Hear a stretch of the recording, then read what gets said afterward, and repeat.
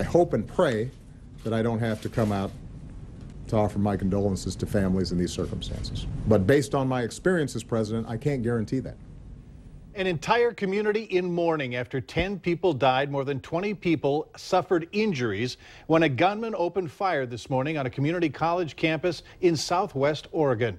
Good evening, everyone. Thanks so much for joining us tonight. In light of this attack and other school shootings this year, security is a top priority at colleges and universities across the country. Valley News Team's Cornelius Hawker went to a local college today where he talked to students and administrators about campus safety and what's in place if the unthinkable was to happen here. The minute we know that something is wrong, we have a system called E2 Campus, and text messages go out to everyone who is signed up for E2 Campus. Faculty, staff, students, even our family members of our students can sign up for E2 Campus.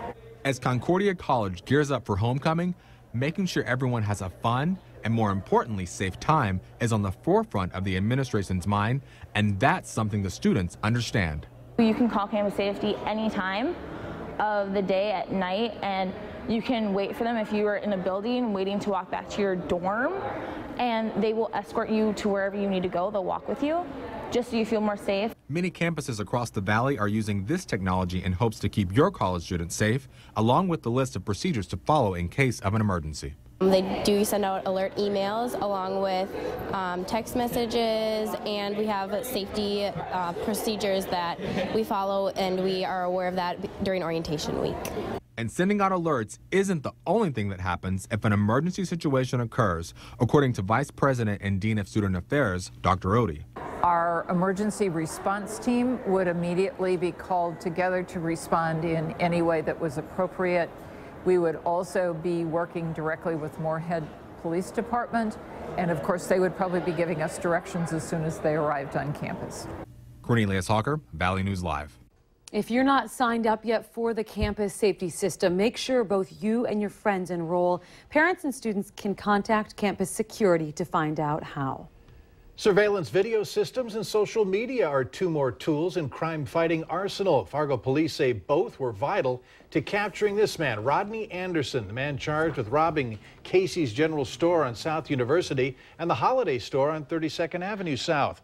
With technology changing, police have had to keep up online, posting video and photos on Facebook to help investigations. We've generated tips based on the posts that we present. And certainly we rely on that to get that information out as quickly as possible. It's one more avenue that we can generate information out to the public. Police ask that you please register your home or business security system with SafeCam. That's an online program notifying police where systems are in the area. Police say the surveillance cameras showing Rodney Anderson robbing Casey's were not part of a SafeCam, meaning it took them longer to investigate and ultimately arrest him. Several could be charged following a bomb scare in Detroit Lakes. Police say that they tracked down those responsible with help from the community and tips from social media. This morning, a city worker found a device several hundred feet from a school. Now, it turned out to be a hoax, but it wasn't a laughing matter for police or parents. Valley News Team's Macy Enger spoke with several who worried for their elementary students' safety.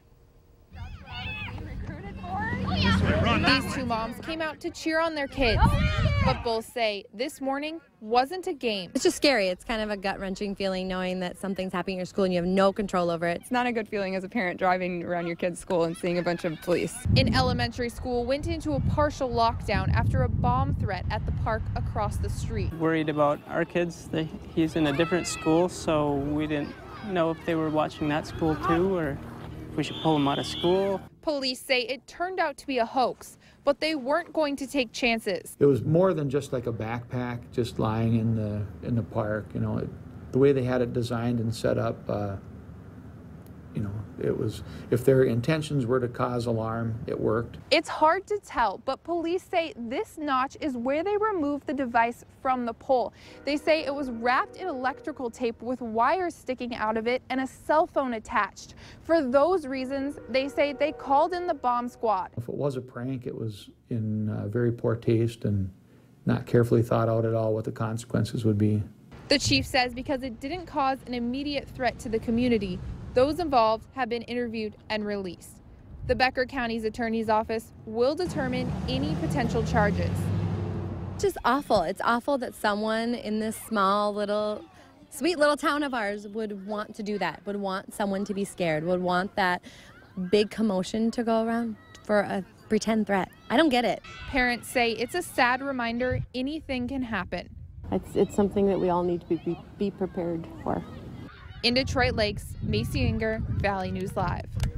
Authorities have not released exact ages or how many people were actually involved in today's incident. The protest is not off. Black Lives Matter in St. Paul, Minnesota intends to rally for its cause this weekend at the Twin Cities Marathon, but vowed to do so lawfully.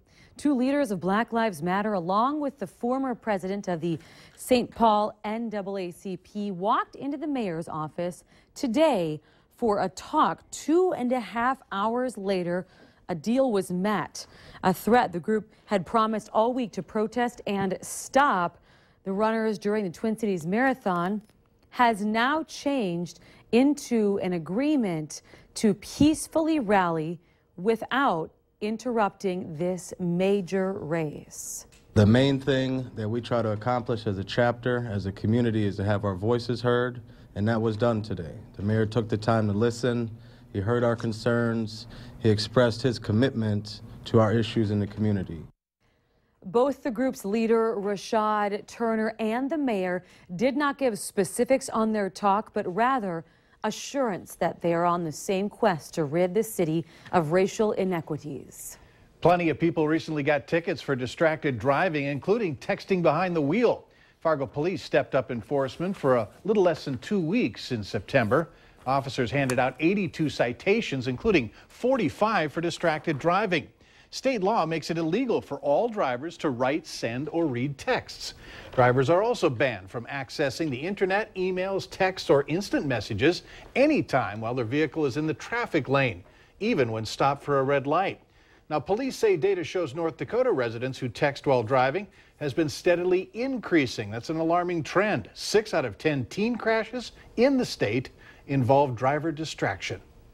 Hurricane Joaquin strengthened into a Category 4 storm today as it roared through lightly populated islands of the eastern Bahamas. Now, video shows high winds and surf flooding and several tree branches down.